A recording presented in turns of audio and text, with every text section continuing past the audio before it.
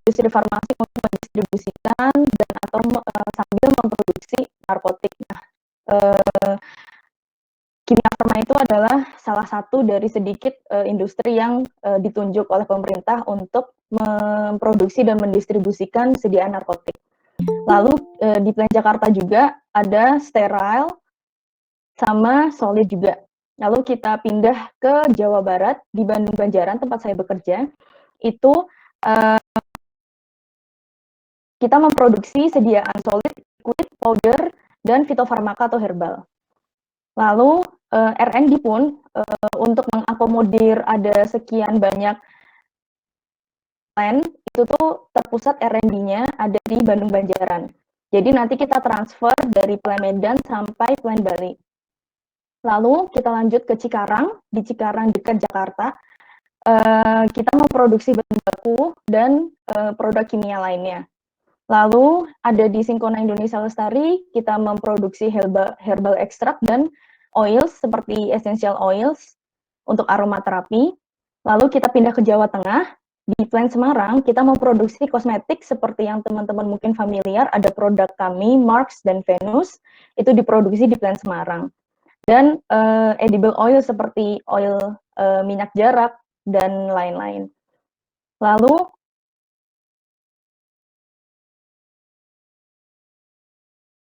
tapi timur kita itu tuh untuk membuat semi solid seperti liquid, semi solid seperti soft capsule, salep, krim dan yang lain-lain. Dan di situ juga kita memproduksi povidone iodine dan garam. Povidone iodine itu yang digunakan untuk antiseptik. Bahan bakunya produk yang mainstream, contohnya betadine. Lalu yang paling baru plan kita yang ada di Bali itu untuk memproduksi rapid diagnostic test yang teman-teman mungkin bisa tahu ada love test untuk mendeteksi kehamilan, terus ada juga rapid antigen test untuk COVID. Oke, kita mulai masuk ke yang pertama bagian akan kita bahas yaitu bagian research and development atau biasa disebut dengan R&D. Nah, kenapa sih teman-teman R&D itu penting gitu kan? Saya paham sekali teman-teman di sini kan karena sudah pada bekerja ya, jadi taunya adalah oh oke, ada obat yang teman-teman selalu jumpai bermacam-macam beribu-ribu obat yang ada di pasaran gitu. Tapi ternyata pengembangan obat itu tidak semudah itu. Bahkan di PERS yang terakhir itu tahun 2020 sampai tahun 2021 itu memang pemerintah terkhusus presiden kita itu tuh mencanangkan bahwa kita tuh harus bisa mandiri karena kalau kita nggak mandiri, lihatlah pandemik yang sedang kita hadapi sekarang, kita itu terlalu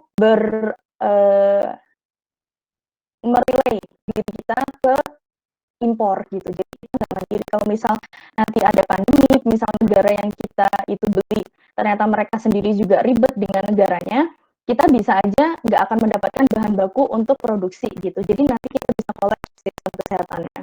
Maka akhir-akhir ini pemerintah pun mencanangkan bahwa industri farmasi di Indonesia, entah itu punya negara ataupun punya swasta, itu tuh harus bisa berinovasi sebesar mungkin, secepat mungkin, agar kita itu bisa mandiri dari impor. Karena ternyata menurut data, bahan baku yang digunakan itu 90% impor, dan 60% itu impor dari Cina, dan negara pengimpor, negara yang kita beli yang kedua terbesar setelah Cina itu adalah India, gitu. Lalu makanya pada tahun 2017, Kimia Farma mendirikan Kimia Farma Sungun Farmakopia yang bekerja sama dengan industri dari Korea Selatan, Sungun Farmakopia, untuk membuat pabrik bahan baku pertama di Indonesia. Nah, kenapa? Apakah pengembangan obat itu mudah, teman-teman? Ternyata itu nggak mudah, karena itu butuh waktu yang bertahun-tahun, terutama new chemical entities atau senyawa yang literally baru. Tetapi mungkin tidak sesulit itu untuk obat-obat yang sudah lepas masa patennya. Nah, penelitian untuk mengembangkan obat atau senyawa baru membutuhkan resource yang ekstensif, teknologi dan SDM yang handal, dan waktu penelitian yang lama. Dan hal ini itu kita masih kurang supportnya dari pemerintah Indonesia. Industri farmasi di Indonesia mayoritas bergerak di bidang market atau pasar obat generik. Untuk obat-obatan yang masih dalam masa paten, Indonesia terpaksa harus impor. Dan karena adanya BPJS yang teman-teman mungkin familiar ya, yang udah kerja di rumah sakit terutama, betapa murahnya obat-obat dari BPJS itu. Nah, si BPJS ini memaksa industri farmasi Indonesia untuk menekan harga obat menjadi serendah mungkin. Bahkan mungkin satu obat paracetamol itu lebih murah daripada satu permen. Nah, karena kita bergerak di market obat generik, marginnya itu cuma bisa tipis kita sebagai pelaku usaha dan pesaingnya itu banyak. Karena tadi waktu di awal yang saya show tadi ada bermacam-macam, ada sekitar 200 sampai 400 industri farmasi ya yang kita saling berkompetisi di bidang yang sama seperti itu. Nah, kita itu harus bisa pintar memilih obat apa yang harus dikembangkan agar memiliki daya saing dan bisa menjadi market leader gitu. Lalu ini struktur organisasinya yang dimana bagian R&D terutama di kimia farma ya, saya yakin beda perusahaan akan beda struktur organisasinya, tapi yang jelas kalau nggak salah R&D itu biasanya ada di bawah bagian pengembangan, tapi ada yang barengan dengan bagian manufaktur. Nah, kalau di kimia farma sendiri, R&D itu dikepalai oleh GM atau General Manager yang membawahi langsung manajer. Nah, manajer itu membawahi langsung bagian penelitian, di sebelah kiri ada tim leader penelitian, bagian RPIC, yaitu bagian mininya PPIC. Kalau PPIC itu kan di plant atau di bagian produksi ya.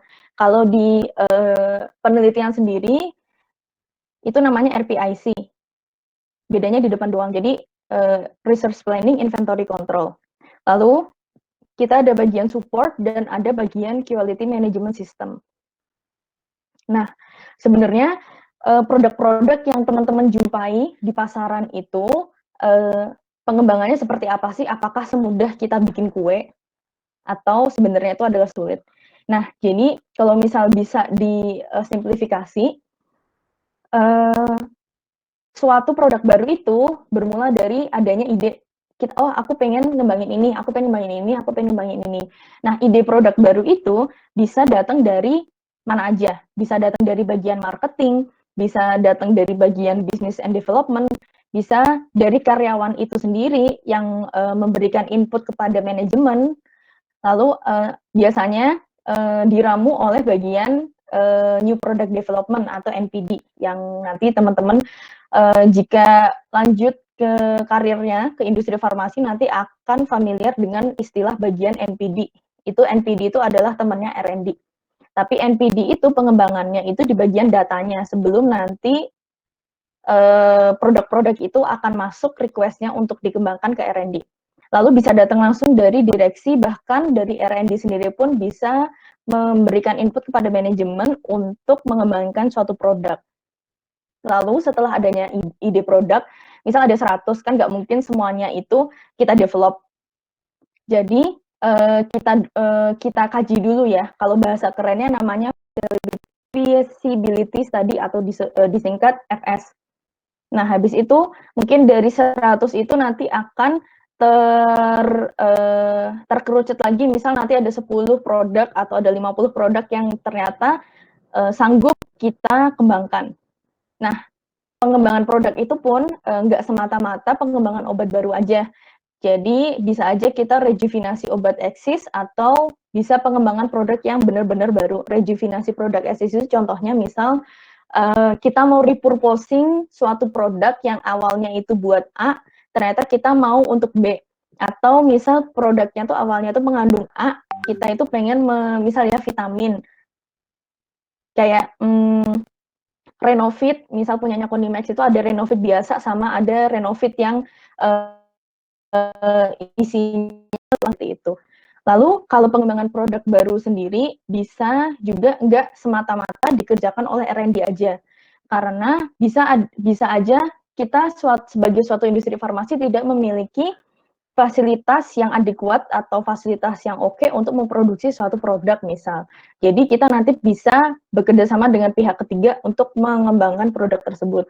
Kalau misal itu produk itu bisa dikembangkan secara in-house atau dikembangkan kita sendiri, itu tuh biasanya penelitian sendiri, penelitian bersama, misal kita kolaborasi dengan universitas, atau kita bisa beli dosier R&D pihak ketiga, misal nih perusahaan X, perusahaan Pfizer, dia punya bagaimana produk X. Nah, kita kalau misal dia memang menjual dokumen mutunya mereka yang bisa kita beli untuk di-copy produknya, nah itu tuh kita bisa aja pengembangan dengan cara seperti itu.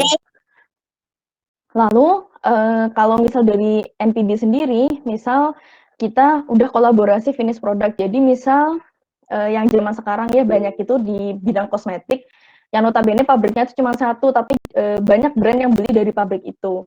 Misal dari brand-brand influencer, yang dimana mereka cuma beli dari satu perusahaan yang sama, nanti akan dibuat dengan brand mereka sendiri. Nah, bisa aja itu namanya co-marketing atau bisa aja brand acquisition. Kita bisa membeli brand suatu brand untuk nanti dijadikan brand itu di bawah perusahaan kita. Atau bisa aja dengan lisensi. Jadi kalau teman-teman banyak lihat packaging di suatu produk, obat maupun bukan, biasanya kan ada tuh misal buatannya itu Pfizer setelah dilisensi oleh sekian untuk bisa didistribusikan oleh apa. Nah, seperti itu. Atau juga ada yang namanya private label. Nah, kalau misal nih kita itu punya uang yang banyak ya, seperti perusahaan-perusahaan yang ada di Amerika kan hobinya akuisisi.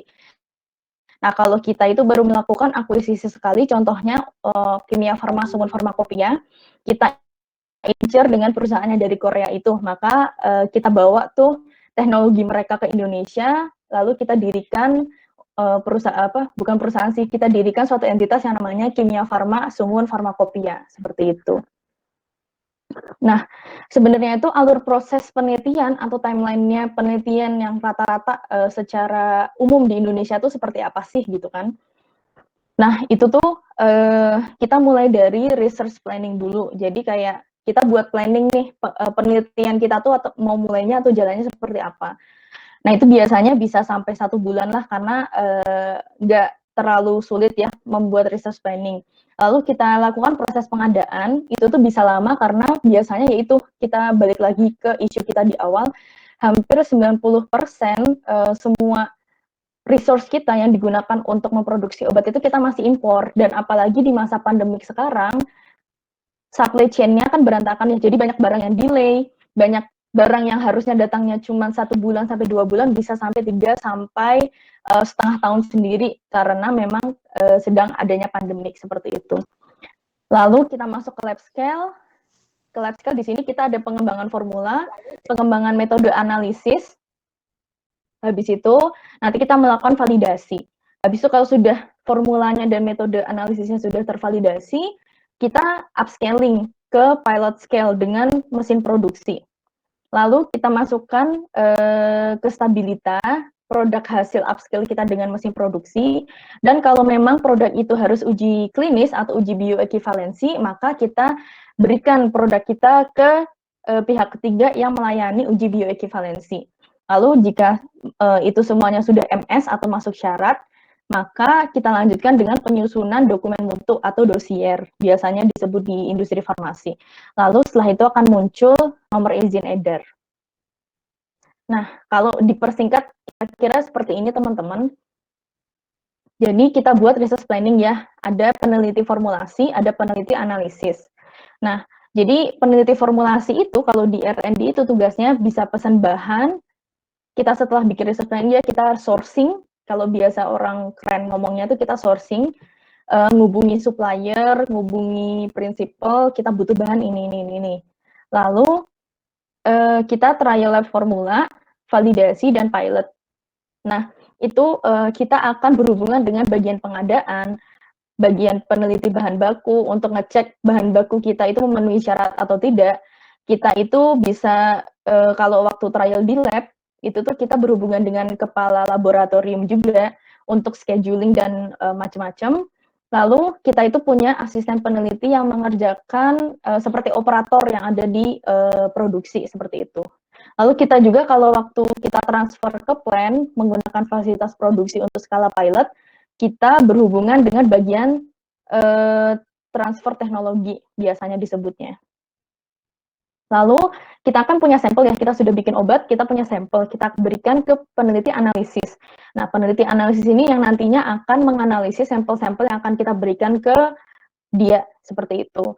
Nah, habis itu mereka tugasnya sebagai orientasi metode analisis yang biasanya dikembangkan dari Farmakope, Indonesia, Eropa, British, United States, India, China, dan macam-macam yang sesuai dengan BPOM ya. Habis itu dilakukan validasi metode, lalu sampel-sampel dari pilot, lab scale itu kita berikan kepada peneliti stabilitas untuk dicek stabilitasnya. Lalu kalau misal produk itu harus uji BE, maka kita kirim sampel ke pihak ketiga yang melayani pengujian BE. Nah, lalu jika semuanya sudah sukses, maka kita susun namanya dosier atau dokumen mutu yang kita submit ke bagian regulatori atau ke bagian yang biasanya berhubungan dengan Badan POM dan Kementerian Kesehatan. Lalu kita submit oleh regulatori ya, sudah bukan R&D lagi, regulatori akan submit, nanti akan muncul approvable letter atau langsung ke nomor izin edar. Nanti setelah itu udah oke, kita trial 3 batch skala produksi sesuai dengan apa yang tercantum di CPOB, lalu kita launch produk. Jadi untuk pengembangan satu produk aja butuh proses yang sekian banyak, sedangkan satu peneliti itu biasanya punya load per tahun itu sekitar 10-20 produk, seperti itu. Lalu kita lanjutkan ke bagian produksi. Nah, kalau di bagian produksi itu sendiri, biasanya itu berbeda direktorat atau berbeda bagian dengan bagian pengembangan. Jadi kalau di kimia farma itu sendiri, suatu plant atau tempat produksi itu ada di bawah direksi produksi dan supply chain, seperti itu. Yang langsung diketuai oleh general manager yang membawahi manager. Nah, struktur yang ada di produksi itu lebih kompleks daripada struktur yang ada di R&D, karena memang di dalam suatu plant atau site produksi itu mereka aktivitas yang ada di dalam entitas itu tuh lumayan banyak ya teman-teman. Jadi manajer plant itu bahkan langsung dengan ada manajer pemastian mutu atau QA, bisa langsung dengan K3L, dengan teknik dan elektrikal, dengan produksi, dengan pengendalian proses produksi, ada QC, ada pembelian, ada umum, ada akuntansi, bahkan ada warehousing, gudang atau penyimpanan. Nah, biasanya kan di dalam suatu industri itu kan ada bermacam-macam alat ya. Jadi tiap line misal ada beta lactam itu mempunyai asisten manajer sendiri yang membawahi tim produksi non beta lactam. Ada yang bagian produksi beta lactam, ada yang bagian hormonal, ada yang bagian steril, ada bagian seperti itu. Jadi memang banyak sekali aktivitas dan personil di dalam suatu site produksi. Untuk sediaan obat yang biasanya diproduksi kalau ini terkhususnya oleh kimia farma adalah ada yang semi solid, ada gel, krim, terus ada juga yang liquid, ada suspensi, emulsi, ada sirup, ada juga sediaan yang solid, ada tablet, kaplet, kapsul, habis itu ada juga yang sterile berupa injeksi dan produk biologis yaitu diproduksi oleh PT Bio Farma, contohnya adalah vaksin. Nah, saya rasa teman-teman sendiri juga sudah familiar dengan apa aja yang ada di dalam CPOB. Di sini saya tidak akan menjelaskan secara terfokus kepada CPOB karena itu banyak banget ya aspeknya. Di sini saya akan ambil yang benar-benar aplikatif aja untuk yang cocok dijelaskan di presentasi ini gitu.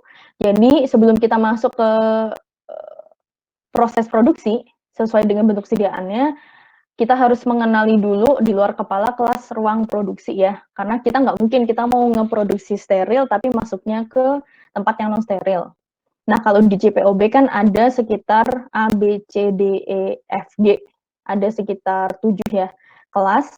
Nah, yang teman-teman pasti familiar adalah kelas A sampai kelas D itu untuk produksi sediaan steril, dan kelas E itu untuk non steril, F itu untuk pengemasan sekunder, dan G itu biasanya untuk yang ruangan non produksi gitu. Jadi kalau kelas A, kenapa sih kelas steril itu A sampai D? Karena kan steril itu kan ada 2 jenis ya produksi, ada yang dia itu sterilisasi akhir atau proses aseptis, yaitu yang sudah dijaga sterilitasnya dari awal. Jadi kalau kelas A itu untuk aktivitas yang high risk, yang memang kita harus jaga dia itu harus hampir 0% kontaminannya. Yaitu contohnya adalah untuk aktivitasnya zona filling, proses aseptis, dan untuk pengolahan produk steril yang dia itu wadahnya tuh tutupnya karet. Jadi kayak teman-teman kalau misal familiar ya, saya yakin di rumah sakit itu tuh ada vial yang tutupnya tuh karet. Nah itu tuh di kelas A di prosesnya, dan ampul atau vial terbuka. Habis itu di kelas B, nah itu tuh untuk aktivitasnya adalah pembuatan dan filling aseptis. Jadi kan kalau yang teman-teman familiar pasti kelas A latar belakang B. Nah gitu. Jadi memang untuk aktivitas yang kelas A ini, seperti filling, aseptis, dan yang lain-lain ini adalah untuk prosesnya. Nah, kelas B ini itu untuk latar belakang dari kelas A tersebut. Nah, kelas C itu untuk yang steril, tapi yang risk-nya itu rendah atau low risk. Nah, itu contohnya adalah proses filtrasi. Filtrasi bahan kan ada beberapa bahan ya. Ada yang dia itu proses produksinya dengan filtrasi, maka dikerjakan di kelas C. Lalu ada proses pencampuran atau mixing bahan-bahan, dan untuk filling obat steril proses sterilisasi akhir, bukan proses aseptis. Lalu ada kelas D, dan itu tuh untuk pencampuran obat steril proses sterilisasi akhir. Jadi ini kan ada pencampuran juga ya teman-teman, tapi untuk yang risknya lebih tinggi daripada kelas D, seperti itu. Nah, kelas E pun kebagi menjadi 2. Kelas E itu kan untuk yang non-steril. Kelas E yang umum, bahan dan pengemasan primer non-steril, atau contohnya untuk solid, semi-solid, seperti itu biasanya kelas E. Dan ada kelas E khusus, itu untuk pengolahan bahan yang higroskopis, misal contohnya vitamin-vitamin yang sensitif, atau produk-produk seperti effervescent, itu tuh kan dia harus sekering mungkin ruangannya. Nah, itu ada kelas E-nya pun khusus, seperti itu. Nah, kita langsung masuk ke teknik produksi. Yang pertama itu kita kesediaan yang solid. Nah, saya yakin teman-teman juga sudah dijelaskan pada saat perkuliahan gimana sih caranya kita memproduksi sediaan solid. Nah, kalau untuk tableting sendiri, bahkan untuk kapsulin juga, kita itu ada yang namanya teknik granulasi gitu, atau membuat granul dari powder yang dia itu partikelnya itu hanya suatu bubuk seperti itu. Nah, granulasi sendiri itu terbagi menjadi 2, ada yang namanya dry granulation, ada yang namanya wet granulation. Nah, dry granulation itu prosesnya itu ada dry mixing, atau misal ada 5 bahan, itu langsung di mixing aja di alat. Nah, habis itu ada yang namanya slugging, atau biasa disebut dengan granulasi tanpa air ya, dengan alat, dan ada namanya nanti akan saya ilustrasikan di slide berikutnya. Lalu proses granulasi yang paling umum digunakan untuk hampir kebanyakan produk-produk itu adalah wet granulation, yang dengan air maupun dengan air. Dengan non air itu maksudnya dengan pelarut organik seperti alkohol, lalu ada ether dan yang kawan-kawan lainnya. Nah, kenapa sih wet granulation itu paling banyak digunakan untuk proses produksi suatu obat? Karena kita tahu sendiri bahwa mungkin teman-teman yang pernah rekonstitusi ya, kalau misal ada di pelajaran farmasetika kan kita kan misal di resepnya itu dibuatnya itu serbuk gitu ya. Dari tablet teman-teman gerus menjadi serbuk. Nah, itu tuh kalau dalam proses produksi ya, suatu bahan yang dia itu misal dalam bentuk aslinya, misal nih paracetamol bulk gitu ya, kita terima dari supplier dalam bentuk bulk. Nah, dia itu sifat alirnya itu amat sangat jelek. Nah, resikonya adalah kalau kita nggak memproses suatu bahan yang sifat alirnya jelek itu, bisa aja nanti dia nggak akan terbentuk suatu tablet atau suatu kaplet, bahkan kalau misal dia itu akan di-film jadi kapsul, itu tuh nggak akan bisa mengalir dengan sempurna. Nah, makanya itu untuk memperbaiki sifat natural dari suatu bahan baku, kita granulasi lah. Nah, Kalau bisa dilihat dari gambar yang ada di bawah sini, prinsipnya itu mudah ya. Prinsipnya dari granulasi itu ada pengikat, cairan pengikat, itu nanti akan terkena powdernya. Nah, nanti akan di-mix atau kita campur ya, kayak kita membuat kue gitu. Nanti dia itu dengan adanya air yang ada di ekosistem campuran tersebut, maka air itu akan terserap ke dalam pori-pori campuran serbuk itu. Nah, sehingga dia nanti akan menyatu membentuk suatu gumpalan yang namanya adalah granul. Seperti itu, teman. Kalau misal teman-teman secara dari SEM atau scanning elektromagnetic mikroskop bisa dilihat di sini dalam skala mikro ya, kecil sekali. Ini contohnya adalah suatu granul. Jadi dia itu ada bermacam-macam, bisa 5, bisa 10 macam bahan, kan ada zat aktif, ada zat eksipien, yang dia nanti akan tercampur membentuk granul seperti ini. Nah, ini contoh dari granulasi kering ya teman-teman, dengan cara kompaksi. Nah, biasanya granulasi kering itu untuk bahan-bahan yang dia tidak stabil terhadap panas dan air, sehingga kita masih butuh memperbaiki sifat alir atau sifat-sifat lain dari bahan tersebut nih. Nah, tapi bahan tersebut nggak tahan sama air sama panas, sehingga nggak bisa dong digranulasi basah. Nah, makanya dia digranulasi kering, seperti dilaminasi kayak gitu. Contoh produknya adalah obat-obat tuberkulosis, yaitu campuran dari rifampicin, isoniazid, etambutol, pirazinamid, pokoknya obat-obat yang seperti itu tuh kita pakainya produksinya adalah granulasi kering.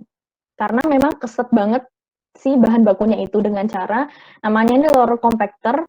Nah, di sini itu serbuknya kita masukin, lalu akan ditekan dengan lorer ini atau putaran ini ya. Jadi powdernya itu dimasukkan lewat powder feeder, lalu dilaminasi atau ditekan untuk meningkatkan daya ikat antar partikel, karena kita nggak punya air atau nggak punya pengikat untuk mengikat antara powder-powder tadi. Jadi ini kita paksa kita ikat dengan cara fisik seperti itu.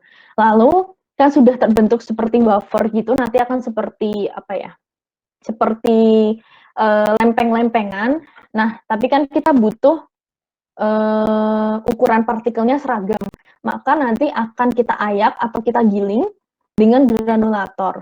Nanti diayak, misal kita pengennya ayaknya max-nya 1 mm atau 1,5 mm, nah itu bisa disesuaikan karena itu nanti bagiannya bisa diganti ya, bagian pengayakan itu bisa diganti.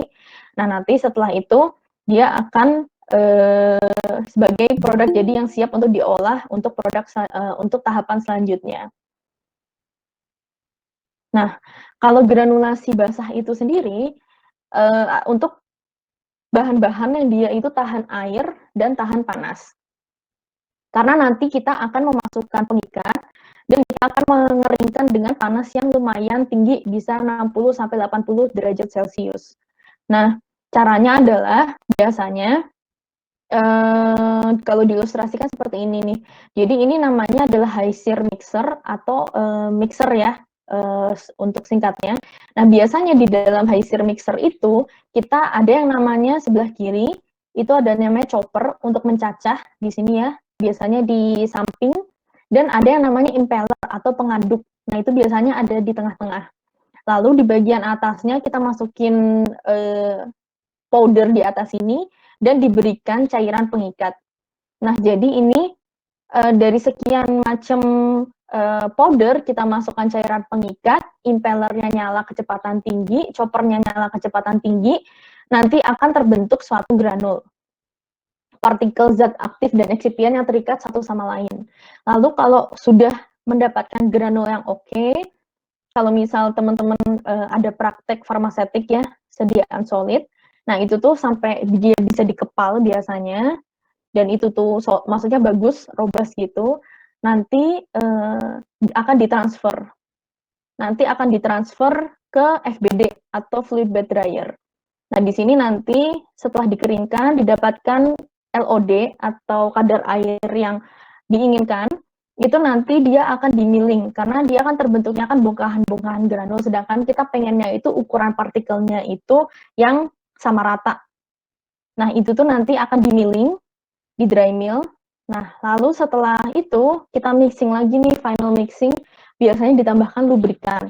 Kalau teman-teman sudah kuliah tentang FTS ya, formulasi, biasanya itu lubrikan yang digunakan yang mainstream itu ada magnesium stearat, ada kalsium stearat, ada juga stearic acid, ada juga aerosil. Nah, kenapa penting sih lubrikan? Karena yaitu balik lagi, kita pengen produk kita itu bisa mengalir. Karena produk kita itu nanti akan pindah dari satu mesin ke mesin yang lainnya. Nah, kalau misal nih, di suatu mesin dia itu sifat alirnya jelek, dia nempel di dinding-dinding, dia nanti bisa menyumbat, maka produk yang dihasilkan itu nggak akan memenuhi persyaratan secara analisisnya, secara kompendialnya. Dia nggak akan memenuhi persyaratan, jadi kita nggak bisa meluluskan produk tersebut. Lalu setelah final mixingnya selesai, maka kita lanjutkan ke pencetakan tablet. Kalau misal itu bentuknya tablet, kalau misal itu nanti bentuknya kapsul, nanti granulnya akan ditransfer ke alat filling kapsul. Nah, nanti kalau misal tablet itu merupakan tablet yang salut atau coating, teman-teman biasa membacakan film coated tablets atau tulisannya adalah tablet salut di packaging. Nah, itu habis dari pencetakan tablet, maka nantinya akan kita coating di mesin coating yang bentuknya seperti ini. Nah, kalau kita bisa, ini ya semoga koneksinya lancar sehingga videonya bisa terplay dengan lancar. Kita coba lihat proses granulasi.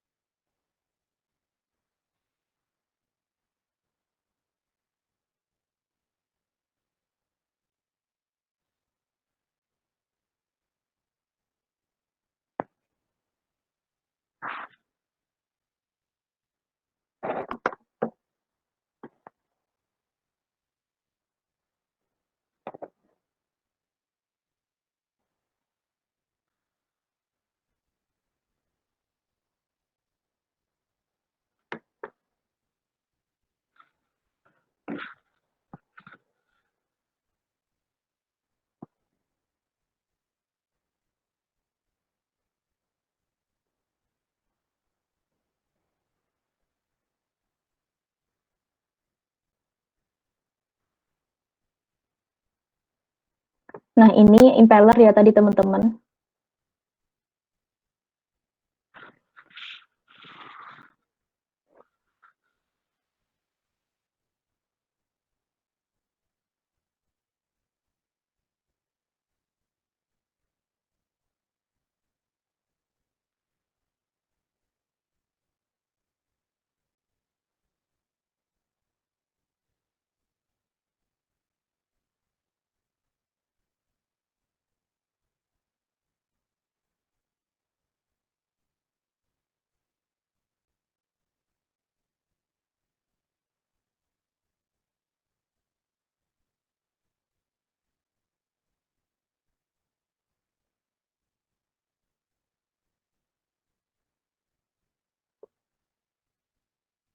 Nah, ini impellernya yang ada di bawah untuk mengaduk.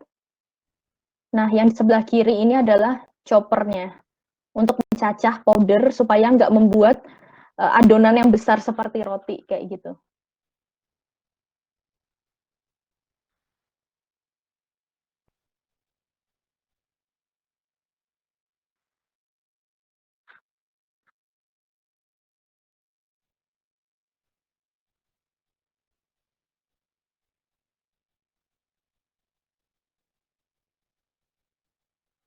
Nah, jadi itu powdernya masuk.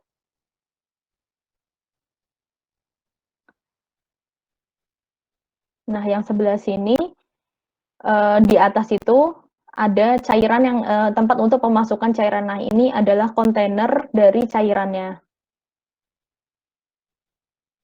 Akan membentuk granul sebelah kiri atas.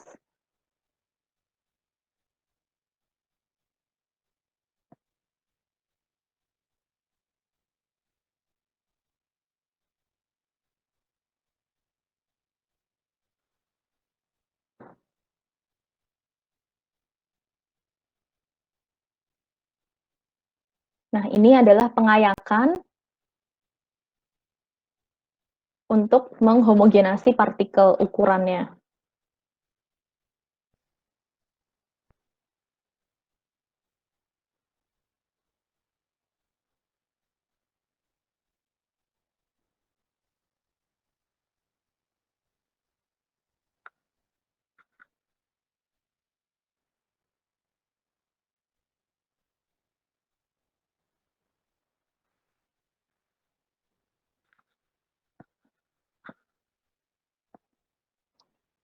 Nah, oke, kurang lebih seperti itu teman-teman proses dari yang namanya granulasi.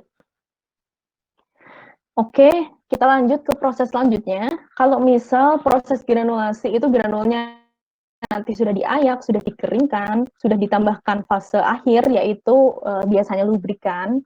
Nah, itu tuh kita akan mencetak tablet tersebut. Nah, pasti apakah mudah sih mencetak tablet? Mudah sih, karena kita tinggal menggunakan mesin yang sudah ada, dan rata-rata mesin yang sekarang itu sudah high-tech semua, atau sudah memang udah mutakhir. Jadi, selain dia itu mencetak, dia nanti akan ada sensor untuk mendetek apakah ada logam yang dia itu ikut kecetak, atau misal ada zat namanya adalah weight sensor untuk melihat kita setting bobotnya misal 500 mg, tapi kalau misal nanti ada bobot tablet yang di luar spesifikasi, misal 600 mg, atau ternyata ada yang underweight, atau misal 400 mg gitu ya, padahal target kita 500, maka itu akan auto reject dari alat tersebut. Kalau bisa dilihat di sini, mesin cetaknya tuh bentuknya biasanya bulat ya, seperti di sini.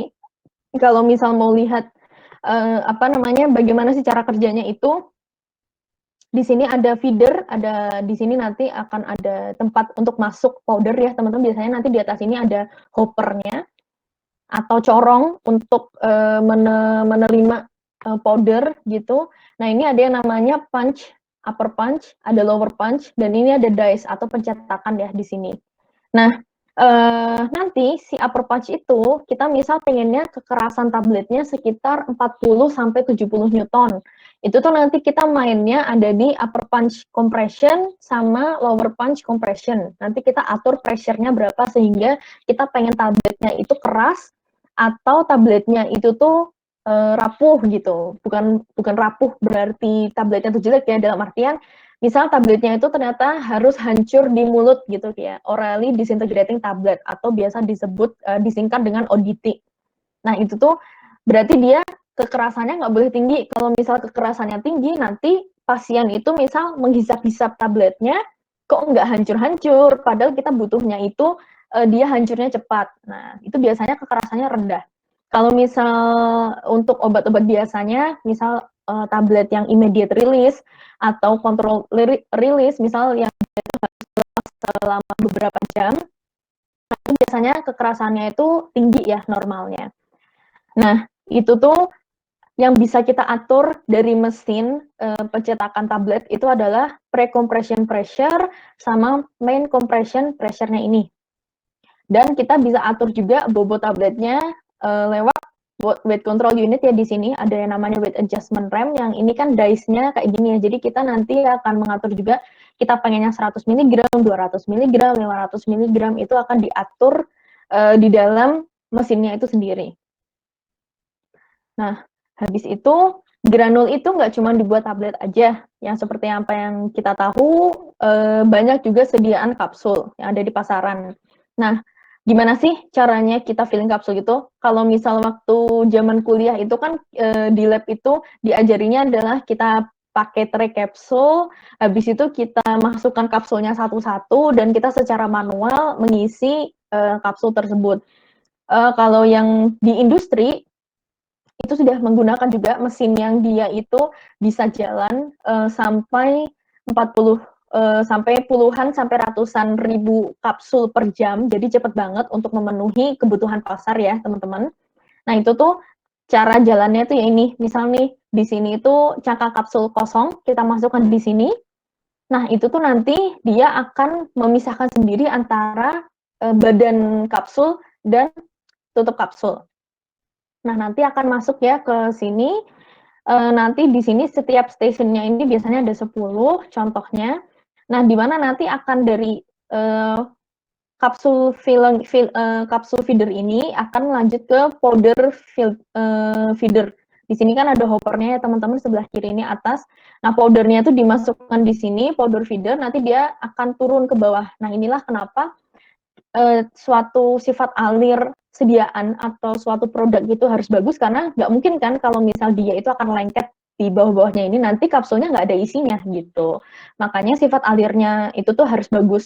Nanti akan masuk ke sini, di sini nanti akan ditutup dengan tutup kapsul ya. Nah, biasanya di mesin filling kapsul itu akan ada weight controlnya juga, sensor. Jadi nanti yang underweight atau overweight nanti akan auto reject oleh mesinnya.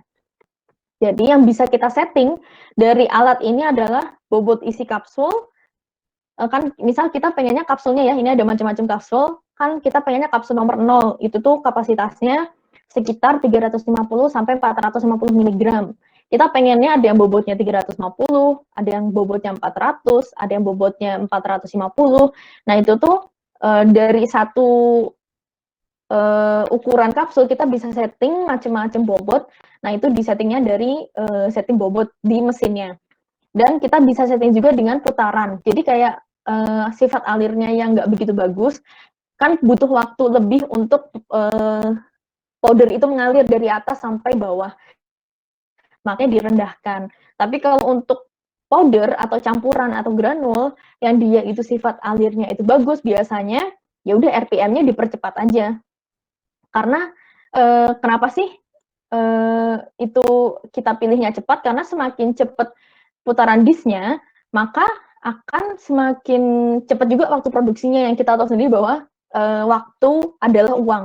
Jadi semakin cepat kita bisa selesai produksi, maka kita bisa menghemat semakin banyak uang, yaitu kita menghemat waktu kerja operator, kita bisa menghemat listrik, kita bisa menghemat macam-macam seperti itu.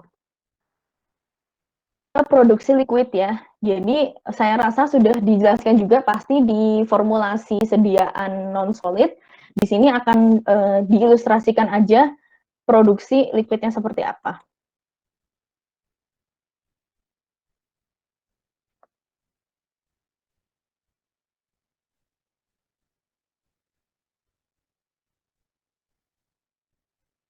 Nah, biasanya ada beberapa tangki, nggak cuma satu aja. Karena yaitu lagi ada bahan aktif, ada bahan tambahan. Jadi biasanya kita memproses dulu sampai akhirnya bisa dicampur antara bahan aktif dan bahan tambahan di final tank atau storage tank. Kalau misal ini sirup, kita larutkan dulu gulanya. Nanti kita mixing di tangki pencampuran utama dengan obat dan zat-zat lainnya, seperti pengawet, pewarna, dan yang lain-lain.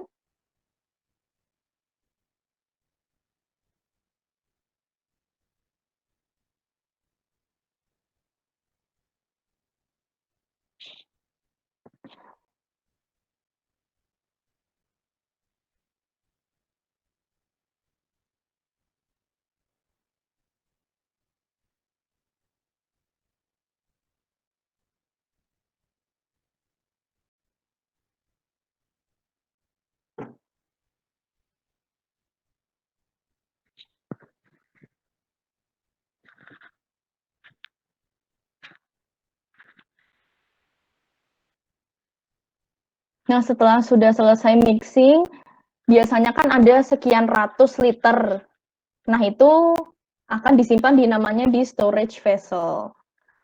Nah, untuk pembersihan biasanya juga otomatis. Jadi bukan orang terus masuk ke dalam tangkinya, terus nanti mereka akan membersihkan gitu ya dengan kain lap, enggak. Jadi memang pembersihannya udah otomatis gitu, dengan cara seperti itu. Oke, kita lanjut ke packaging botolnya. Jadi suatu sediaan liquid yang dia sudah di-mixing kan nanti akan disimpan di yang namanya storage tank. Nah, biasanya itu produksi liquid itu akan jalannya itu tuh closed system. Jadi enggak nanti kita transfer dulu nanti ke kontainer atau ke ember, kita dorong-dorong ke bagian packaging, enggak seperti itu. Biasanya nanti langsung inline dengan packagingnya. Nah, misal contohnya seperti ini, teman-teman. Semoga suaranya nggak terlalu keras ya.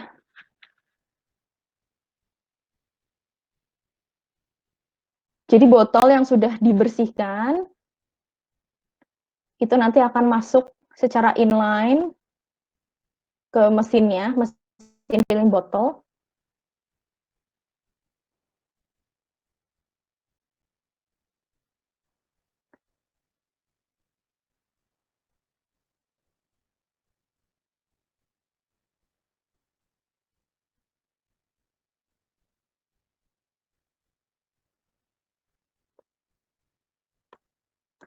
Nah, jadi ini ya, kalau bisa dilihat dari selang yang berisi sediaan, itu langsung kita isikan sediaan yang sudah kita selesai produksi ke dalam botol.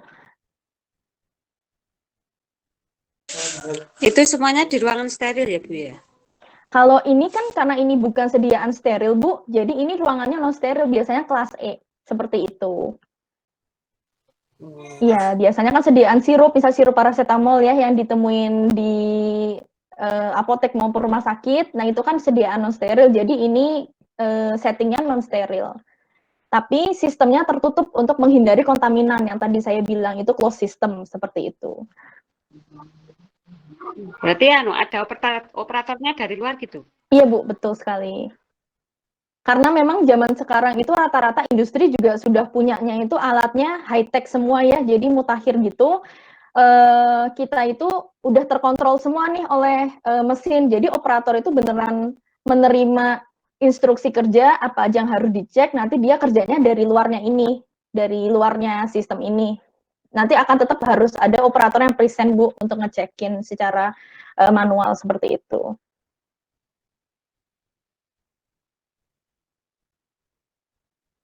Nah, nanti biasanya inline juga labelingnya. Kalau dulu kan saya pernah tuh waktu dulu wisata lah ya, karya wisata ke suatu industri herbal yang skala kecil, itu tuh memang mereka labelingnya tuh masih manual seperti itu. Jadi ada orang yang labelin. Tapi biasanya kalau di industri farmasi yang skalanya sudah besar atau industri obat tradisional yang sudah skala besar, seperti mungkin Sido muncul atau Borobudur atau apa, itu tuh biasanya mereka sudah menggunakan mesin untuk ya satu industri dengan industri yang lainnya. Jadi gitu. Nah, oke, kita lanjut ke bentuk sediaan yang selanjutnya, yaitu semi solid. Yang saya yakin juga kalau secara teoritis, farmasetik, teman-teman di sini semua itu udah belajar juga di kelas. Jadi saya anggap teman-teman udah khatam gitu ya, apalagi yang udah sambil kerja itu selalu menemukan produk-produk seperti krim, gel, lotion, jadi udah familiar. Nah, di sini saya akan link juga untuk proses produksinya. Biasanya menggunakan alat yang namanya high sear mixer, tapi beda dengan granulasi ya. Ini high sear mixer yang untuk sediaan non solid. Seperti itu. Suaranya kayaknya terlalu kecil.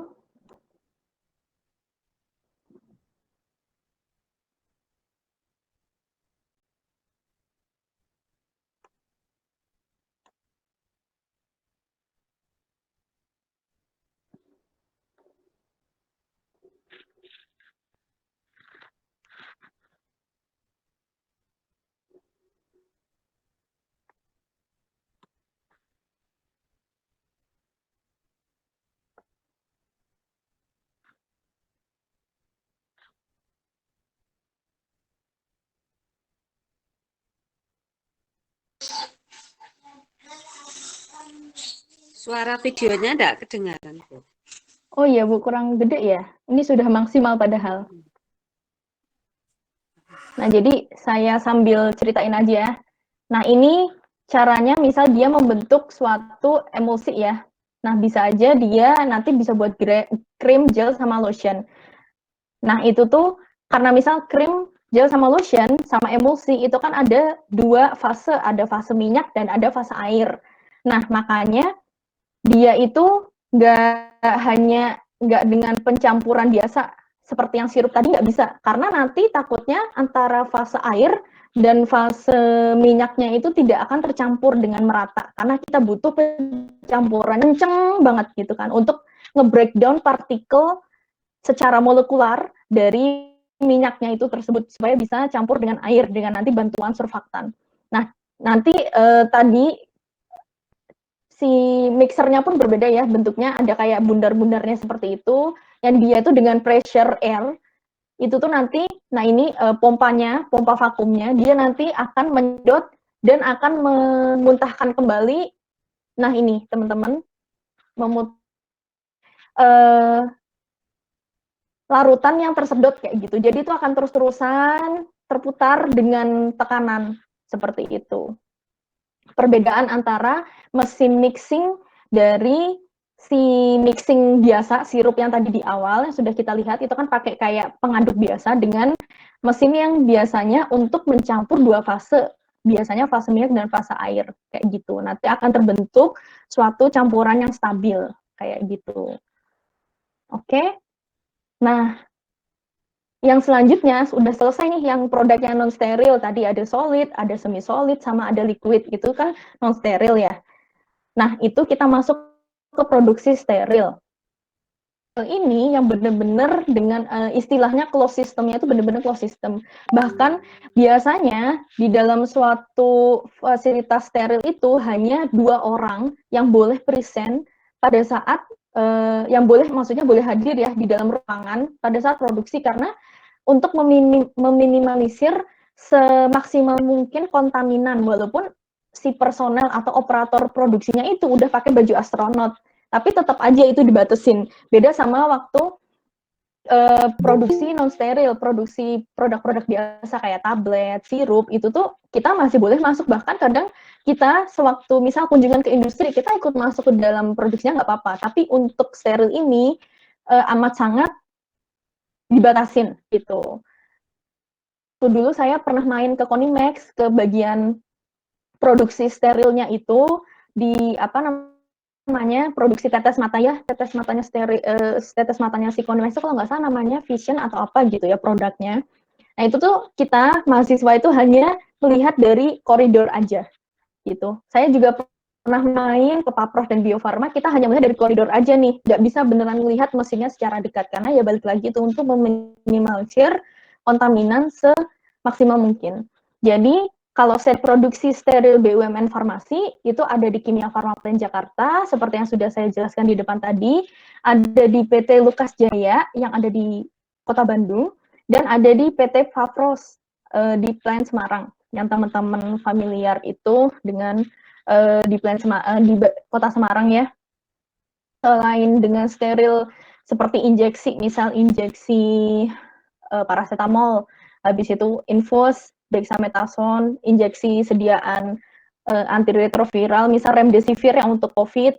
Nah itu tuh kalau apa namanya untuk produk biologis kayak vaksin itu tuh nggak bisa diproduksi dalam satu set produksi yang sama dengan obat non biologis. Jadi kalau untuk produk biologis itu diproduksi sendiri oleh PT Bio Farma yang ada di Bandung, dan memang bahkan saking gimana ya, bukan ringkih sih, labil banget si produk biologis ini, karena kita bekerja dengan yang namanya makhluk hidup ya teman-teman. Misal kayak vaksin itu kan kita ekstrak dari kayak vektor dari virus hidup atau gimana. Nah itu tuh memang lebih ketat lagi, steril versi lebih ketat lagi.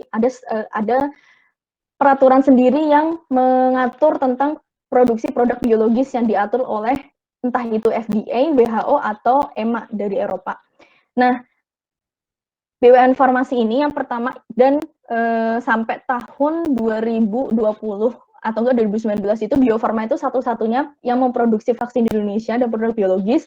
Namun kalau nggak salah tahun 2019 itu Kalbe Farma itu sudah membangun fasilitas produksi produk biologis baru ya teman-teman untuk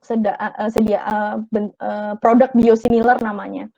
Nah, itu tuh oleh Karbio Farma ya. Jadi memang Karbio Farma bisa menyusul dengan inovasi yang amat sangat luar biasa di tahun 2019 itu kalau nggak salah. Karena itu satu-satunya produk biosimilar yang ada di Indonesia bekerja sama dengan kalau nggak salah Eropa dengan atau nggak Korea gitu, saya lupa. Nah, itu memang kalau untuk produksi perusahaan produksi produk biologis itu memang nggak banyak teman-teman. Jadi teman-teman buat yang nanti misal nge-apply ke Bio Farma atau ke KLB dan bisa kerja di sana itu menurut saya emang benar-benar hebat sekali karena memang butuh pengetahuan lebih ya untuk masuk ke dalam perusahaan yang bergerak di bidang produk biologis seperti itu karena memang nggak umum di Indonesia. Nah, ruang produksi sedia steril itu, kalau misal saya di sini nggak memberikan secara detail tentang yang tercantum di CPOB, karena saya yakin teman-teman juga sendiri sudah menerima banyak kuliah mengenai CPOB ya selama pembelajaran di semester, biasanya di semester awal kan sekarang, kalau di farmasi itu diberikan CPOB-nya. Nah, itu tuh produksi sedia steril itu ada ruangan yang bertekanan positif. Nah, habis itu biasanya lorongnya itu negatif, jadi lorong produksi itu negatif, dari personil, dari lorong itu masuk ke dalam tempat produksi itu tekanannya itu lebih positif, karena memang kita untuk mengeluarkan partikel-partikel yang ada di ruangan produksi ke ruangan yang tekanannya lebih negatif. Nah, untuk mendapatkan ruangan yang bertekanan positif itu digunakan sistem yang namanya AHU atau Air Handling Unit. Nah, prinsip kerjanya si AHU ini adalah memasukkan udara dari luar, udara yang biasa kita hirup ini dari luar, melewati filter. Nah, filternya itu nggak kayak filter biasa gitu ya teman-teman, filternya itu khusus, namanya adalah HEPA filter atau High Efficiency Particulate Air Filter, yang penyaringan udaranya itu efisiensinya hampir 100% atau 99,997. Karena memang nggak boleh sama sekali ada partikel udara nih, misal ya ada suatu partikel udara masuk ke filter, kalau misal nggak ada HEPA filternya, terus masuklah tuh ke ruangan produksi, bisa-bisa masuk ke dalam satu si filenya ini. Terus nanti kalau misal teman-teman yang di rumah sakit menerima, kan taunya udah lolos QA ya, udah lolos QA, udah lolos QC, nanti kalau disuntikan ke tubuh pasien, ada partikulatnya, itu nanti bisa aja menimbulkan emboli, yang dimana nanti kalau misalkan pembuluh darah kita juga kecil ya teman-teman. Nanti kalau ada emboli, kalau ada partikel asing menimbulkan emboli, bisa aja nanti pecah dong pembuluh darahnya gitu. Nanti bisa aja menyebabkan shock hemoragik atau bahkan apes-apesnya nanti bisa aja orang itu meninggal gitu. Karena cuman adanya partikel asing yang tidak terfilter gitu. Jadi memang high risk sekali kalau untuk sediaan steril ini, maka persyaratan untuk produksinya pun juga tinggi seperti itu. Nah, semakin tinggi tekanan suatu ruang, biasanya semakin penting fungsinya. Jadi biasanya proses semakin high risk ya, kan tadi ada kelas A, B, C, D seperti itu. Nah, catatan tambahannya untuk produksi produk beta laktam, ruang produksinya dibuat bertekanan negatif justru. Jadi kayak bertolak belakang dengan ruang produksi sediaan steril. Kenapa sih? Karena untuk mencegah kontaminasi silang. Jadi kan tadi kalau tekanannya positif, kita itu pengennya partikelnya keluar ya dari ruangan produksi itu. Jadi ini lebih tinggi biar partikelnya itu mengalir ke ruangan yang tekanannya lebih rendah. Gambarnya seperti itu. Tapi kalau di beta laktam, karena itu adalah antibiotik yang bisa menyebabkan resistensi, maka justru kita tahan partikel-partikel, yang partikelnya itu kan isinya nggak cuma kotoran ya, tapi juga ada obat, itu tuh agar tidak keluar. Jadi kayak tekanan di ruangan produksi yang produk beta laktam itu lebih negatif daripada koridornya misal. Jadi justru udara koridor yang masuk ke dalam ruangan produksi, karena saking kita nggak pengen obat-obat beta laktam itu keluar ke ruangan produksi yang bukan beta laktam, karena memang produksi produk beta laktam itu kita jaga, dan hormon ya biasanya kita jaga agar orang itu tidak terpapar oleh obat tersebut, karena memang yang kalau beta laktam yang pertama bisa menyebabkan resistensi, kalau hormon bisa aja nanti orangnya itu misal nih produksi hormon estrogen, ini cerita ya dari produksi estrogen di Plan Kimia Farma, ada yang OB-nya, padahal OB ya, bukan operator produksi. Kan operator produksi kan pakai baju astronot. Tapi kan kalau OB kan mereka yang bersihin atau apa, kadang kan PD-nya nggak selengkap para operator ya. Nah, ada nih bapak-bapak yang lapor klinik karena maaf ya, buah dadanya itu dia membesar gitu. Terus kenapa ditanya?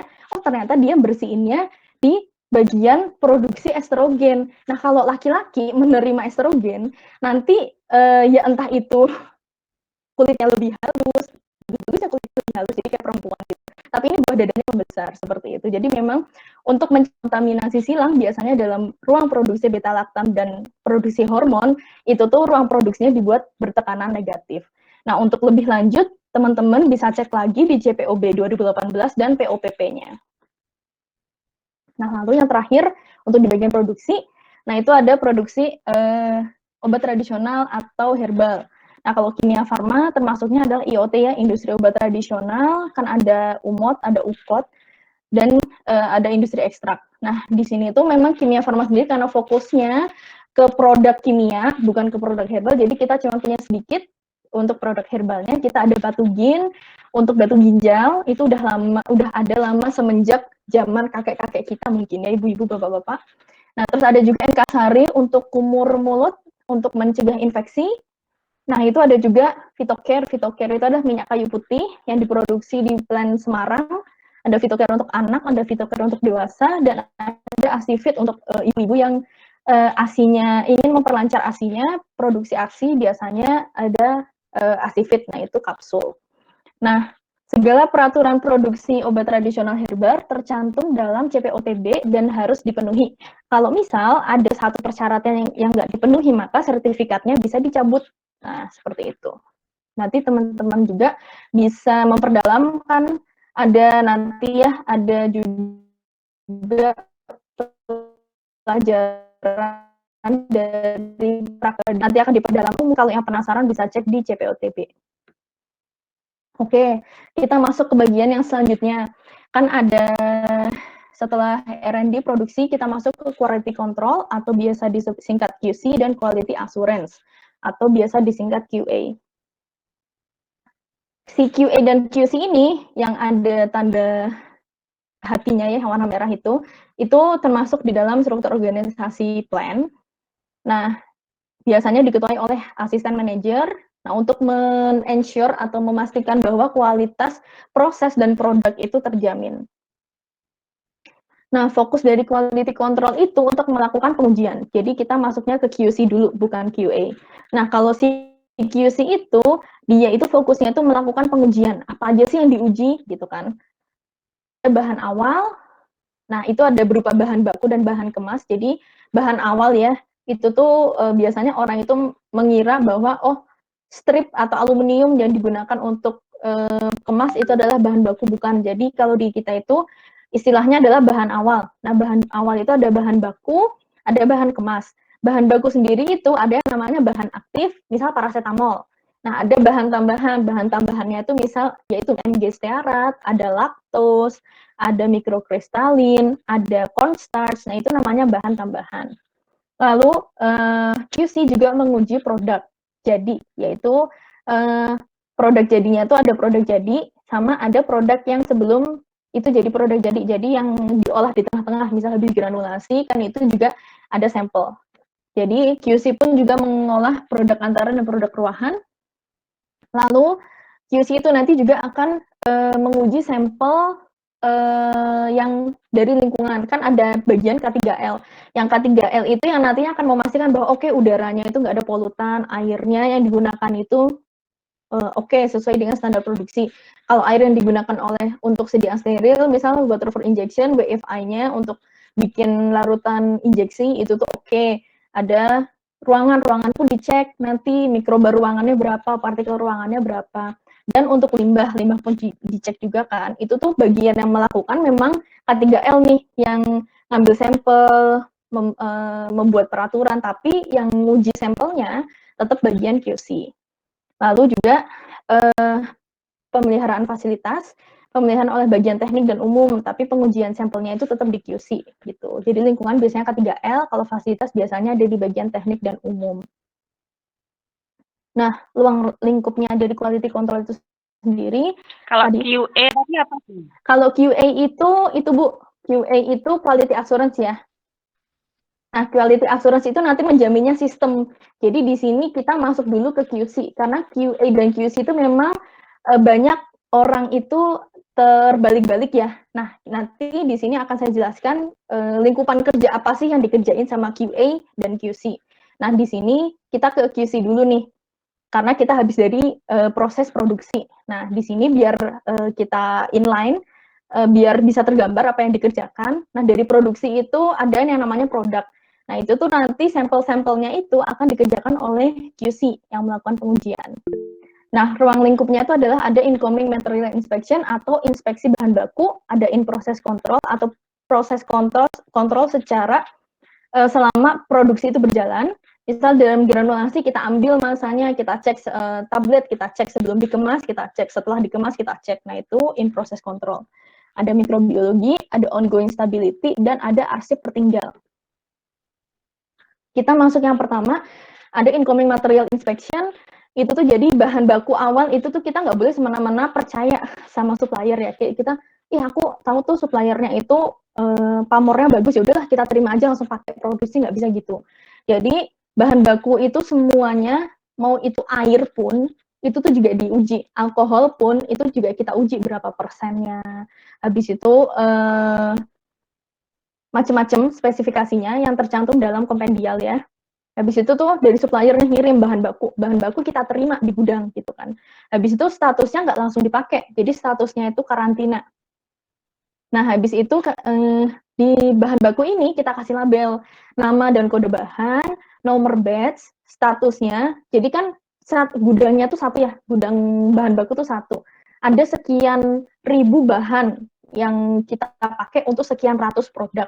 Jadi labelnya tuh harus jelas. Jadi ada yang diterima, ada yang ditolak, ada yang karantina. Jadi status bahannya harus jelas di dalam label dan tanggal ED atau tanggal retest bahan tersebut. Jadi kalau kita nerima nih, ini tahun 2020, tahun 2021 bulan April, ternyata yang kita terima ED-nya itu ada di Mei, kan nggak mungkin kita pakai kan. Jadi kita kembalikanlah bahan itu ke supplier. Nah, makanya label itu penting agar sekian banyak orang yang datang di dalam gudang itu kan kita ada shift-shiftan ya kerja. Kalau misalnya nggak ada label, bisa aja orang yang shiftnya malam melihat hasil kerjaan orang yang shiftnya pagi, ini apaan sih? Ini produk apa sih kok nggak ada labelnya? Ini harus diapain? Kayak gitu. Nah, jadi yaitu label itu penting. Lalu kita sampling lah itu, sampling dari bahan baku yang datang. Jadi tugasnya QC itu memang nerima sampel, nguji aja. Sampelnya itu ada beratus-ratus beribu-ribu ya, mereka kerjanya nguji seperti itu. Nah, dari QC ini, QC bahan baku, kita inspeksi, kita sampling, dan kita lakukan pemeriksaan. Biasanya dengan spektro, bisa dengan HPLC, atau kromatografi, bisa dengan macam-macam tergantung dengan spesifikasi yang ada di kompendial. Lalu, kalau QC-nya reject, maka yaudah kita kembalikan lagi ke supplier. Kalau QC-nya ACC, maksudnya masuk syarat, bahan bisa digunakan oleh bagian produksi. Lalu, misalnya tadi kan bahan baku ya teman-teman, jadi bahan awal yang datang ada bahan baku, ada bahan pengemas. Nah, kita bahan bakunya udah, kita ke bahan pengemas. Nah, jadi pemeriksaan bahan kemas itu ada dua macam secara umum ya, setiap perusahaan bisa berbeda, tapi secara umum dia ada dua macam. Yang diperiksa adalah variabelnya dan atributnya. Nah, kalau variabel misal ukuran kemasan primer, ukuran kemasan sekunder, bonding strength, bobot, volume, misal nih, kalau misal kita aplikasikan ya, ada datang aluminium untuk strip, kan misal nih teman-teman nerima simvastatin strip gitu kan. Nah, tapi ada beda dulu kan, ada tuh produknya pabrik X kok ternyata stripnya lebih bagus ya. Jadi kayak ada warnanya, lebih tebel, lebih susah dibuka. Terus ada nih produk generik yang biasanya untuk BPJS. Kan kita harus carinya yang murah ya. Biasanya tuh kita belinya tuh aluminiumnya tuh yang ketebalannya tuh setipis mungkin. Kan itu kan biasanya lebih murah. Nah, makanya itu biasanya obat-obat BPJS itu stripnya itu mudah dibuka atau mudah ditekuk kayak gitu ya. Nah, itu tuh ukurannya, gramasinya, bonding strength-nya tuh harus kita terima. Misal nih, labelnya adalah supplier ngasih strip 20 mikron. Ternyata begitu kita cek, di QC cek, apaan ini cuman 12 mikron kok, ya produk kita nggak stabil dong pakai yang 12 mikron, kembaliin. Nah seperti itu, itulah pentingnya incoming material inspection atau pemeriksaan bahan awal. Ada bobot, ada volume, misal nih ada apa namanya, obat paracetamol, sirup. Kita kan volumenya 100 mili, kenapa botol yang datang 60 mili? Nggak bisa dipakai dong, misal seperti itu. Maaf. Oke, terus pemeriksaan atribut, nah itu ada uji gesek, uji kebocoran, uji pada tutup eye drop, misal kita bikin sediaan tetes mata, itu juga kita cek tutup eye dropnya. Ada drop test, misal apakah botol ini kita jatuhin, harusnya tuh dia tahan ya, misal yang bukan kaca, ternyata dia pecah atau ternyata dia penyok gitu kan, balikin aja. Terus yang warna, misal kita pengennya warnanya putih, ternyata yang datang warnanya coklat, apa namanya, botolnya, bisa aja itu salah apa namanya, salah dari supplier kan, kita balikin lagi visual dan yang lain-lain seperti itu. Terus kita masuk ke kegiatan QC yang kedua, ada yang namanya in process control. Nah, kontrol ini penting ya, karena dia tuh tugasnya melakukan pemeriksaan produk antara dan produk ruahan selama proses produksi.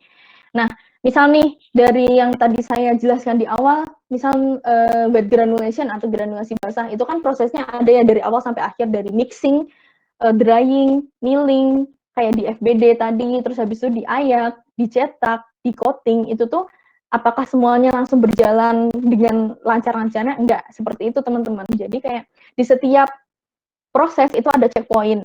Nah, yang si checkpoint ini, yang ngecekin itu adalah bagian IPC. IPC itu ada di bawah QC. Nah, apa aja sih yang dicek? Misal kita ke tablet ya teman-teman, tadi kan udah dijelasin prosesnya. Kita mulai dari granulasi.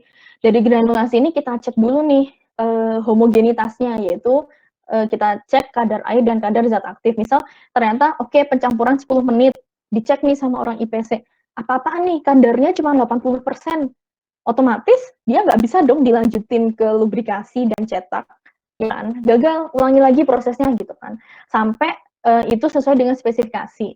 Nah, kita lanjut misal ke bagian cetak gitu kan, ada pemerian, ada kekerasan, kerapuhan, keseragaman bobot waktu hancur, kadar, ada disolusi, keseragaman sediaan. Ceritanya gini misal, oke, granulnya udah oke, semuanya homogen, bla bla bla, lanjutlah ke cetak gitu, silahkan cetak produksi. Oke, produksi nyetak nih, ternyata kekerasannya dia rendah, kerapuhannya tinggi gitu kan, jadi rapuh. Habis itu misal orang cetak, aku malas kerja 2 kali, kasih aja ke bagian coating, nggak bisa, IPC akan ngecekin di situ. Jadi kayak coba sini aku cek dulu kekerasan sama kerapuhannya, ternyata benar kekerasannya rendah, kerapuhannya tinggi. Ya otomatis teman-teman bayangin, tablet yang harusnya tuh kuat untuk di coating, kan di coating itu kan kayak diputer-puter gitu ya, sampai semua bagiannya itu terlapisi oleh lapisan salut gitu kan. Teman-teman bayangin tablet dengan kekerasan rendah dan kerapuhan tinggi diputar-putar gitu, hancur semua, jadi bubuk lagi dong, nggak bisa coating gitu kan. Jadi kayak nggak bisa kamu ngelanjutin coating, ini harus dicetak lagi, pokoknya nggak bisa lanjut ke proses berikutnya. Atau misal produknya itu nggak di coating, tapi langsung aja memang tabletnya tuh bukan tablet salut ya, dia langsung aja dikemas. Kan dikemas itu kan juga proses pengemasan itu kan akan ada getaran, akan ada dipres-pres pakai panas. Misal tabletnya itu nggak kuat atau nggak kekerasannya terlalu rendah, pastinya nanti akan hancur selama proses pengemasan primer seperti itu. Kalau untuk sediaan liquid dan semi solid yang dicek itu biasanya sama IPC itu di bagian mixing dan filling. Misal di mixing, sebelum di filling nih kan kita mixing udah simpan di storage. Habis itu nanti dicek dulu pH, kadar, dicek dulu nanti viskositas, dicek dulu nanti secara organoleptis yang misal warnanya pink enggak, atau misal ternyata warnanya itu kok berubah jadi aneh, ternyata nggak stabil dia dikasih ini gitu. Nah di situ dicek, lalu di saat setelah filling ke botol, itu pun juga nanti dicek pemeriannya, organoleptisnya, pH-nya, volumenya, kebocoran kemasan, semuanya dicek. Kalau disediakan injeksi juga pada saat mixing dan filling dicek. Kalau perbedaannya seperti pH, osmolalitas kan harus dia itu osmolaritasnya sesuai dengan apa yang kita inginkan, yaitu sesuai dengan cairan biologis, viskositasnya, kadar zat aktifnya, ada sterilitasnya. Kalau misal produknya itu adalah antibiotik injeksi, maka dicek potensi antibiotikannya sesuai atau enggak, seperti itu. Saat pengemasan juga dicek nih kemasan primer sama kemasan sekundernya. Dicek apakah botolnya bocor, apakah stripnya bocor, apakah blisternya ada seperti lubang-lubang, seperti itu dicek. Lalu kalau kemasan sekundernya atau box-boxnya itu dicek lagi nomor batch, ED, HET, bisa aja ternyata obatnya itu adalah cetirizine. Dia dimasukinnya di box obat batuk untuk anak gitu kan nggak mungkin ya gitu. Nanti anaknya teler minum cetirizine gitu kan. Jadi memang in proses kontrol itu penting supaya nggak ada mix up antara produk satu dengan produk yang lainnya. Lalu yang ketiga adalah mikrobiologi dan pemantauan lingkungan. Kan maaf, apa aja ya yang harus dicek dari lingkungan gitu kan. Ternyata banyak teman-teman. Sampel yang diuji itu bisa aja dari limbah bahan baku dan produk jadi. Air sumur yang kita pakai itu juga dicek. Bisa aja ternyata masih ada E. coli-nya, kan nggak mungkin ya kita bikin granulasi airnya ada E. coli-nya, nanti diare semua konsumen kita. Nah, ada purified water-nya kita cek, water for injection-nya kita cek juga, validasi pembersihannya, sampel-sampelnya kita cekin juga, limbah cair, limbah udara, kayak partikel yang ada di boiler batu bara untuk listrik.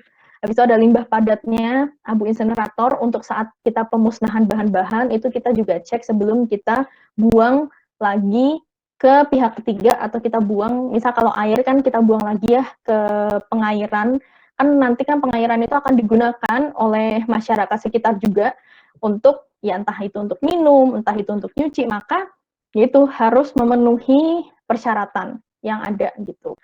Habis itu pengujiannya bisa berubah total aerobic microbial count, ada AKK, angka kapang kamir, terus identifikasi mikroba atau bakteri patogen, ada kalau misal obatnya itu produknya steril, kita cek sterilitas, kita juga cek media fill untuk memastikan bahwa sistem steril kita tetap steril. Kalau misal obatnya itu adalah antibiotik, kita cek juga potensi antibiotiknya. Nggak mungkin kan kita misal ngeklaim antibiotik kita potensinya sekian, ternyata yang nyampe ke konsumen potensinya di bawah. Yang ada dia nggak akan sembuh tuh dari herpes, nggak akan sembuh tuh dari diare atau dari TBC, karena potensi antibiotiknya itu nggak memenuhi persyaratan yang ada gitu. Efektivitas pengawetnya juga dicek, dan lain-lain ada banyak. Tergantung spesifikasi tiap masing-masing produk. Nah, itu biasanya tercantum ada di kompendial. Jadi produk A bisa aja apa yang diuji itu berbeda dengan produk B, seperti itu. Ini contohnya laporan analisis pemantauan mikrobiologi udara. Jadi ini ya, nanti kalau teman-teman lihat yang gambar sebelah kiri, yang di bawah tanda tangannya, penanggung jawabnya adalah AMQC, Assistant Manager Quality Control. Seperti itu. Jadi quality control yang ngecek. Nih misal syarat mikrobanya di ruang granulation itu adalah kurang dari sama dengan 100. Nah, ternyata yang dicek adalah kurang dari kan 91, maka MS semuanya. Berarti AHU-nya berjalan, yang bersihin lantai itu juga bersihnya beneran karena mikrobanya nggak banyak seperti itu. Jadi kalau misal ada yang TMS atau tidak masuk syarat, misal mikrobanya di atas 100, nah kita review lagi, ini apanya yang salah? Apakah AHU-nya salah, nggak jalan?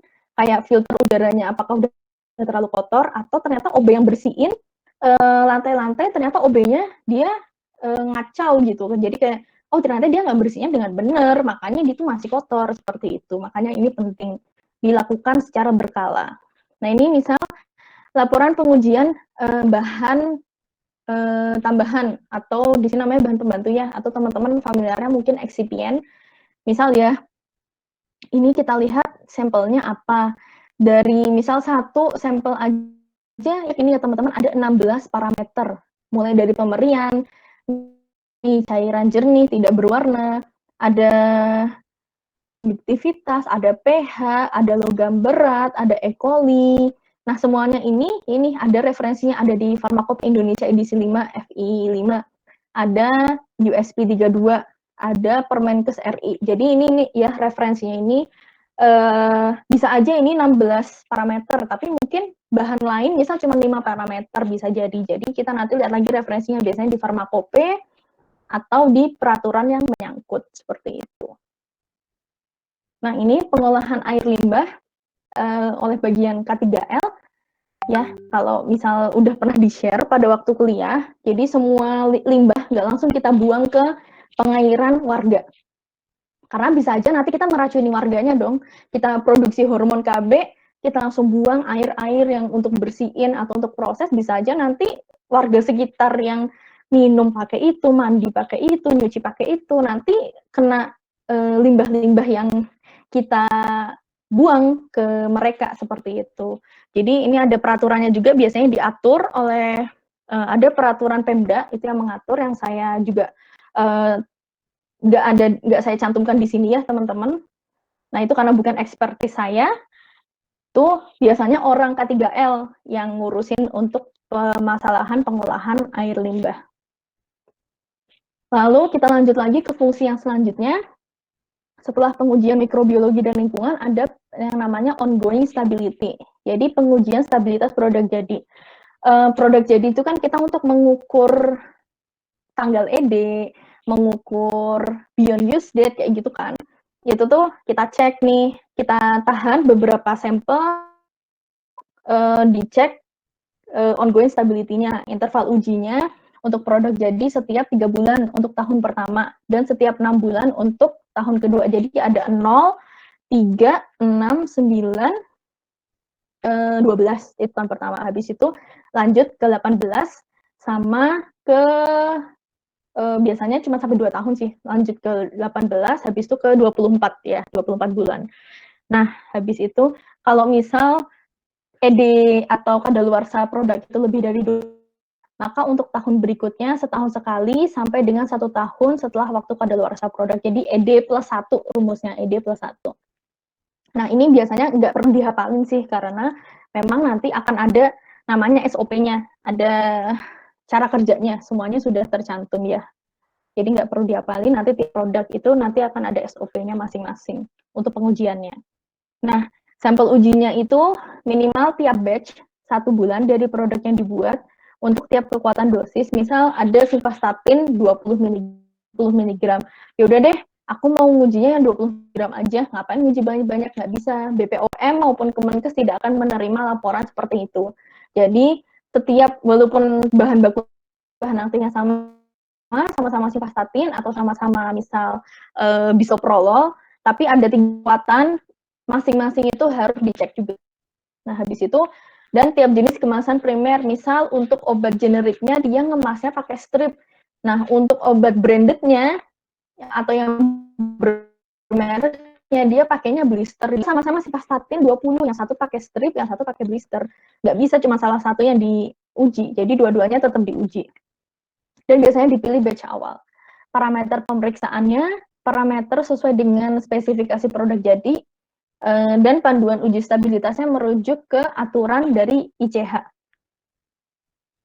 Nah, lalu lanjut ke yang selanjutnya, arsip pertinggal yang dicek sama si QC, yaitu sampel produk jadi yang disimpan dalam kemasan lengkap untuk tujuan identifikasi atau pengujian apabila dibutuhkan selama masa edah dari batch terkait. Jadi misal nih, kita udah ngelulusin produk injeksi X batch sekian, kita jual nih, tapi ternyata di CPOB itu kita tuh harus tetap menyimpan arsip pertinggal yang jumlah sampelnya itu cukup untuk minimal ujian ulang lengkap.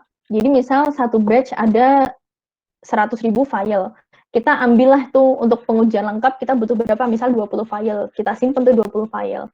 Umur penyimpanannya ED plus 1. Nah, terus teman-teman berpikir, kenapa sih ribet banget industri farmasi? Jual aja tinggal jual, kenapa harus kita nyimpen juga nih barang yang udah kita jual? Karena misal nih saya ambil studi kasus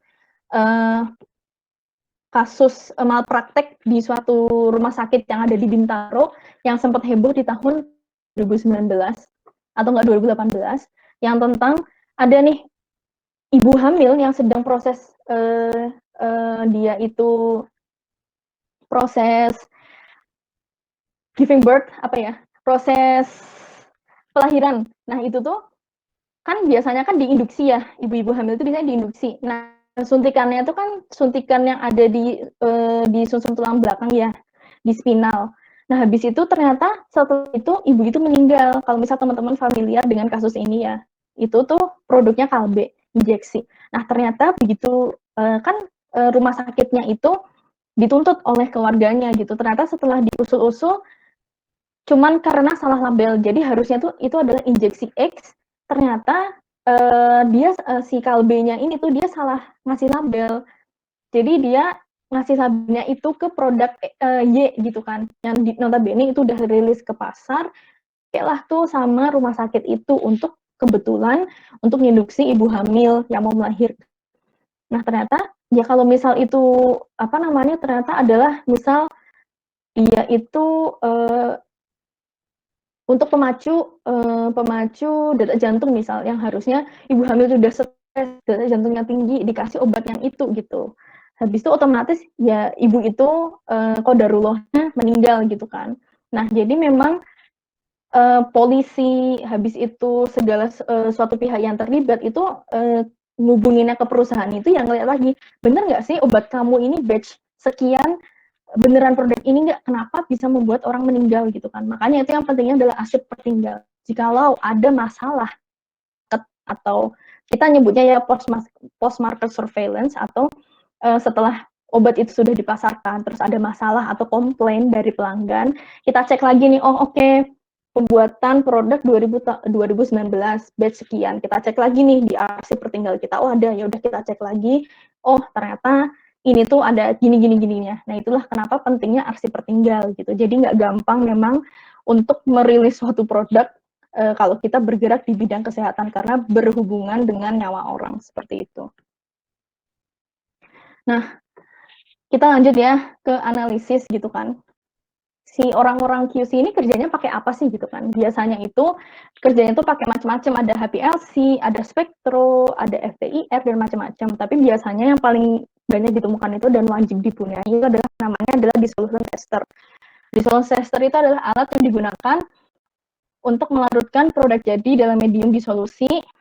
Nah, nanti tuh ada pengaturannya, ada putaran pedalnya dan waktu disolusi. Jadi kalau teman-teman udah familiar pada waktu pembelajaran, itu kan ada ya kita ngelihat USP dissolution test aparatus 1, aparatus 2, aparatus 3, ada yang basket, ada yang pedal, ada yang apa. Nah, itu tuh digunakan untuk apa sih? Untuk mengukur disolusi suatu produk. Disolusi itu persen obat yang terlarut yang dia tuh